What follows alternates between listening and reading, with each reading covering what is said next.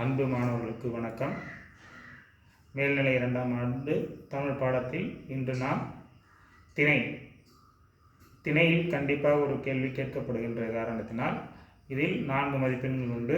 இன்று நாம் காண இருப்பது பொதுவியல் திணை விளக்கம்.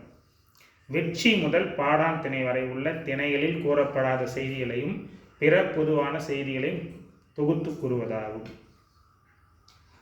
நம்முடைய இலக்கண நூல்களில் திணையாக பிரிக்கப்பட்டிருக்கின்றன.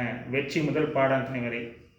அதில் போர் பற்றிய செய்திகள், ஆணிரை கவர்தல், ஆணிரை மீட்டல், போர் செய்தல் என பல பகுதிகள் உண்டு. அதில் கூறப்படாத செய்திகளை கூறுவது பொதுவியல் திணை எனப்படும். இதற்கு சான்று உண்டால் அம்ம இவ்வுலகம் என தொடங்கும் புறநானூற்று பாடல்.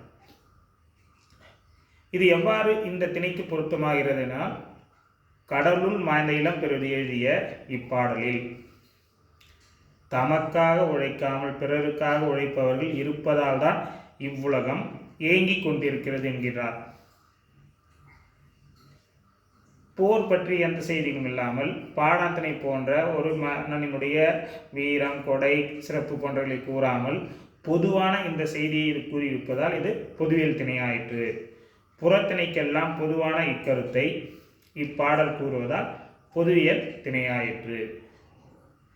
நன்றி, வணக்கம், வாழ்க வளமுடன்.